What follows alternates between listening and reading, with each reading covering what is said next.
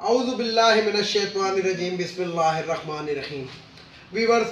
السلام علیکم۔ ویورز میں ہوں آپ کا میزبان سید احمد سمیع اور آپ دیکھ رہے ہیں سید احمد سمیع یوٹیوب چینل۔ ویورز آج کا جو جسے کہتے ہیں کہ موضوع ہے میرا، وہی موضوع ہے جو کافی دن سے اور کافی عرصے سے چل رہا ہے۔ تو بات یہ کی کہ کل میں نے جس طرح آپ کو بتایا کہ مولانا فضل الرحمان جو ہے اس کے غبارے سے ہوا نکل گئی ہے۔ یقین جانیے ویورز، یہ میں آپ کو ایک مسدس یعنی کہ ایک ایسی اطلاع دے رہا ہوں کہ جو ابھی یہ ان کے جسے کہتے ہیں کہ وہ جس طرح کہتے ہیں کہ ہاتھی کے دانت دکھانے کے اور کھانے کے اور، اسی طرح ان کا صرف یہ جو عوام کے سامنے آگے جو باں باں کر رہے ہیں، اس کو مت دیکھیں اندر خانہ یہ جناب جس طرح فرعون تھا نا، فرعون ویورز جو فرعون تھا یہ دن کو اپنے عوام کے اور اپنے رعایا کے سامنے خدا ہونے کا دعویٰ کر دیتا تھا۔ تو کوئی رعایا کے اندر کوئی لوگ ہوتے تھے، وہ کہہ دیتے تھے کہ یا فرعون بارش نہیں ہو رہی، تو وہ کہتا تھا جاؤ کل بارش ہوگی، اور رات کو وہ الٹا کھڑا ہو کے یعنی کہ الٹا سر کے بل کھڑے ہو کے اللہ کی عبادت کرتا تھا کہ یا اللہ مجھے معلوم ہے کہ تو ہی خدا ہے اور خدا تم ہی ہو، میں خدا نہیں ہوں، لیکن خدا کے یا اللہ تیری رحمت ہے کہ کل تو بارش کر دینا تاکہ میں اپنے عوام میں سرخرو ہو جاؤں اور اس کے بعد میں تم پہ ایمان لے آؤں گا اللہ پہ۔ تو فرعون جو تھا وہ رات کو الٹا سر کے بل کھڑے ہو کے عبادت کرتا تھا، تو اللہ تعالیٰ جو تھا اس بارش صبح برسا دیتا تھا، اور صبح جب بارش ہوتی تھی وہ کہتا تھا دیکھو میں خدا ہوں، میں نے کہا تھا نا کہ بارش ہو جائے گی۔ تو یہی حال مولانا فضل الرحمان کا ہے کہ وہ لوگوں کے سامنے آ کے جناب بتا رہے ہیں کہ میں مولانا ہوں، میں اینٹ سے اینٹ بجا دوں گا، کہ نیب کی اتنی جرت نہیں، میں اس کو جوتے کی نوک پہ رکھتا ہوں، اور جناب میں حکومت کو این آر او نہیں دوں گا بلکہ حکومت کی فلانی چیز میرے گردن جو ہے وہ میرے ہاتھ میں آ گئی۔ لیکن اندر خانہ یہ منت ترلے پہ اتر آئے ہیں۔ یعنی کہ جو مولانا شیرانی صاحب ہے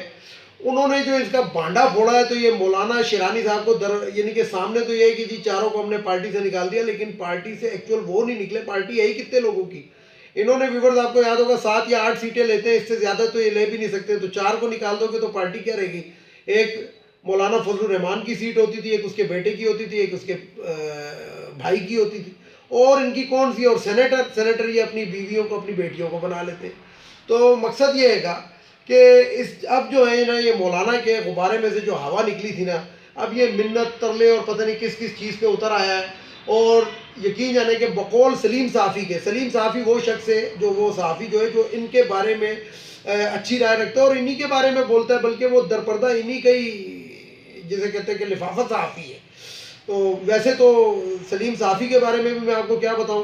کہ یہ لنڈے کی دکان سے یہاں تک پہنچ گیا۔ پہلے اس کی لنڈے کی دکان تھی فردوس سینما پشاور کے اندر۔ تو بہرحال تو سلیم صافی کو بقول سلیم صافی کے کہ پی ڈی ایم اب دم توڑ چکی ہے۔ کیوں توڑ چکی ہے؟ 27 دسمبر کو بے نظیر بھٹو کی برسی ہے،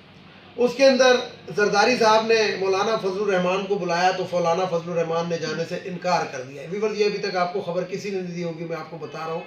کہ 27 دسمبر کو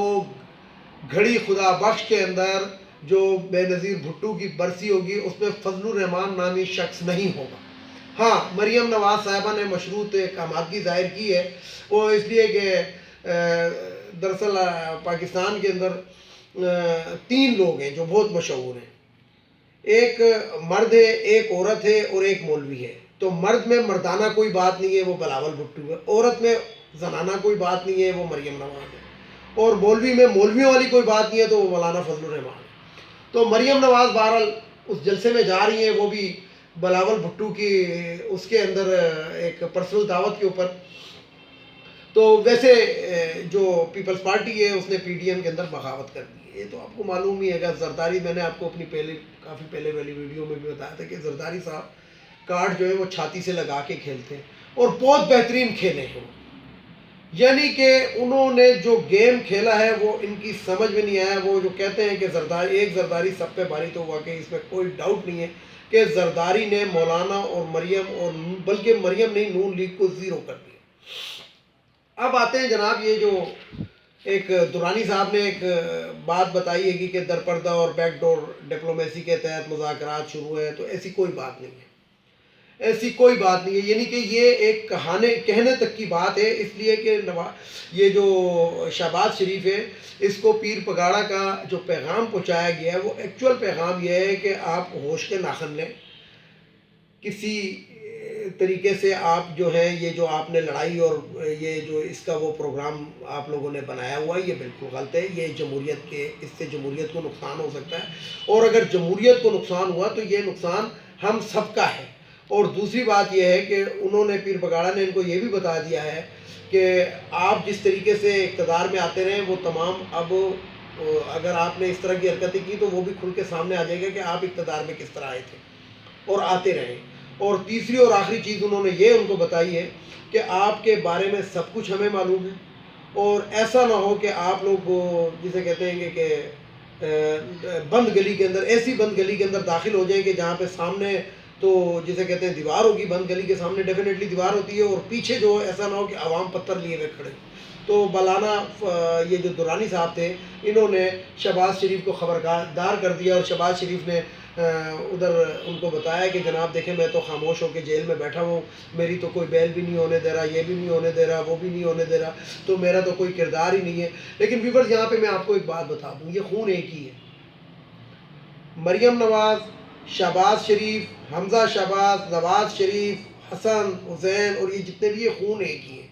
کیونکہ وہ جو خاتون پچھلے دنوں جو فوت ہوئی ہیں یہ انہی کی اولادیں ہیں اور ان کی اولادوں کے اندر یہ جو حرام ہے یہ رچ بسا ہوا ہے, رچا اور بسا ہوا ہے. یعنی کہ آپ اس سے اندازہ لگائیں کہ ان لوگوں کے اندر جب ان کو جیلوں شیلوں میں ڈالا گیا تو جیلیں تو یہ جسے کہتے ہیں کہ برداشت کر ہی نہیں سکتے. اور یہاں پہ میں ہمارے اپنے قانون کی بھی ایک ایسی بات بتاؤں کہ ہمارا قانون بھی کوئی عجیب و غریب قسم کا قانون ہے کہ ایک شخص ہے اس کے اوپر سب چیزیں ثابت ہو گئی ہیں, اس کو ایئر کنڈیشن جیل دی ہوئی ہے, ایئر کنڈیشن گاڑی جیل سے جانے آنے کے لیے دی ہوئی ہے اور جناب اس کے لیے جب وہ بیمار ہوتا ہے تو اسپتال بھی ایئر کنڈیشن ہوتا ہے. یعنی کہ سارا کچھ ان کو وی آئی پی مل رہا ہے تو ان کو کیا ضرورت ہے پیسے واپس کرنے کی. کبھی بھی وہ پیسے, وہ تو گھر والا ماحول جو ہے ان کو جیلوں میں میسر ہے تو وہ کیوں پیسے واپس کریں گے. ہاں ان کو ذرا ڈالے نا نارمل یہ جو عام قیدی ہوتے ہیں ان کے ساتھ ڈالیں اور ان کے ساتھ ہی یہ کپڑے دھوئیں اور انہی کے ساتھ یہ جا کے فٹیکے برداشت کریں اور کھدائیاں کریں اور پودوں کے جسے کہتے ہیں کہ کیاریوں کی گوڈیاں کریں تو یہ دیکھیے گا کہ 10ویں دن جو ہوں گے نا یہ ہینڈز اپ ہو جائیں گے کہ ہاں جی ہم سب کچھ دینے کے لیے واپس ہیں. لیکن بہرحال یہ ہمارے قانون کی جسے کہتے ہیں کہ کمزوریاں ہیں کہ قانون تو ہیں لیکن کمزور قانون ہے. دوسرا مزے کی بات یہاں پہ میں بتاؤں کہ ہماری عدلیہ کی بھی یہی حالت ہے کہ ہماری عدلیہ جو ہے وہ ایک چھوٹا مجرم جو غریب ہوتا ہے جس کی ایکچول پرابلم ہوتی ہے اس کو بیل نہیں دیتی. اگر اس کی ماں بیمار کیا ہے, اس کا باپ بیمار کیا ہے, اس کا باپ مر بھی جائے تو اس کو بیل نہیں ملے گی اور اگر اس کو بیل ملے گی اپنے باپ کے جنازے میں شرکت کے لیے تو اس کے ہاتھ کے اندر ہینڈ کف لگی ہوں گی, ہتھکڑی جس کو بولتے ہیں, اور وہ اپنے باپ کے جنازے میں شامل ہوگا. لیکن یہ مریم نواز جو ہے یہ اپنی باپ کی تیمارداری کے لیے بیل پہ نکلی ہوئی ہے. High court Lahore high court کے چیف جسٹس نے اس کو بیل دی ہوئی ہے اور اب ان چیف جسٹس صاحب سے کون پوچھے کیونکہ پھر وہ توہین عدالت میں آ جاتا ہے کہ جناب آپ نے جو بیل دی تھی وہ باپ کی تیمارداری کے لیے دی تھی یا ملک اور قوم کی تباہی کے لیے دی تھی. تو وہی والی بات ہے کہ ڈھیٹ لوگ ہیں, یعنی کہ بغض عمران کے اندر اور اپنی دولت کو بچانے کے لیے یہ گندے حربے جو استعمال کر رہے ہیں یہ سارے کے سارے گندے انڈے یہ گندے حربے استعمال کر رہے ہیں. تو بات ویورز یہیں تک ہی نہیں ہے, بات اس سے بہت آگے تک ہے. وہ جو شاہد خاقان عباسی صاحب ہیں انہوں نے ایک وویلا مچا دیا کہ جناب بیچ میں وہ بڑے رستم بنتے تھے اور بھی یہ نکلے کیا, یعنی کہ ایک وہ کہاوت ہے کہ کھودو پہاڑ نکلا چوہا, تو یہ چوہا بھی نکلا لیکن وہ بھی مرا ہوا چوہا نکلا کہ جناب میری بہنوئی اور جو بہنوئی ہے اور بہن جو ہے ان کو کرونا ہو گیا, میں ان کو دیکھنا چاہتا ہوں. آپ کوئی ان سے پوچھے کہ کرونا کے مریض کو آپ تیمارداری کر سکتے ہیں کیا؟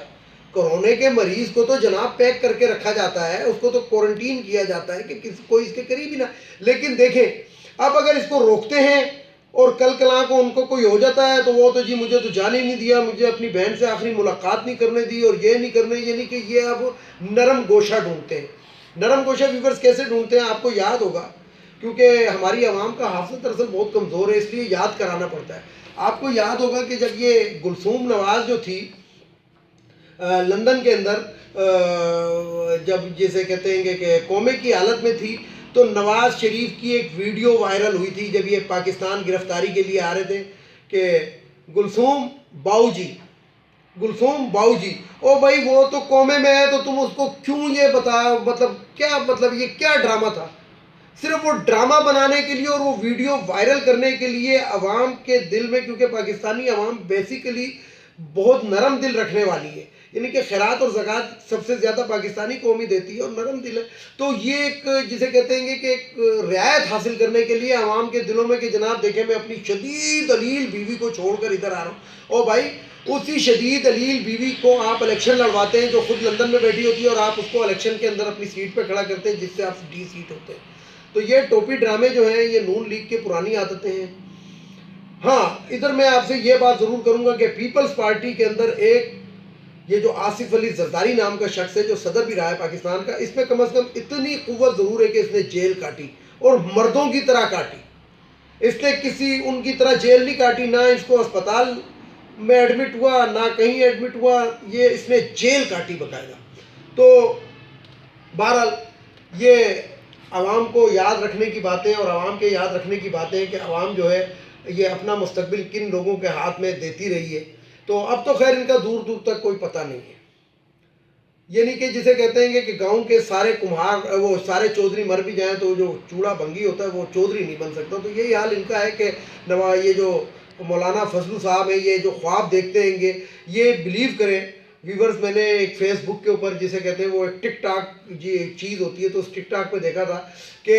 क़यामत आने वाली है, उसमें आधा घंटा रहता है, लेकिन उसमें भी फजलुर रहमान को वज़ीर आज़म नहीं बनाया कि नहीं ये निगरान आ जाएंगे, तुम्हारी ज़रूरत नहीं।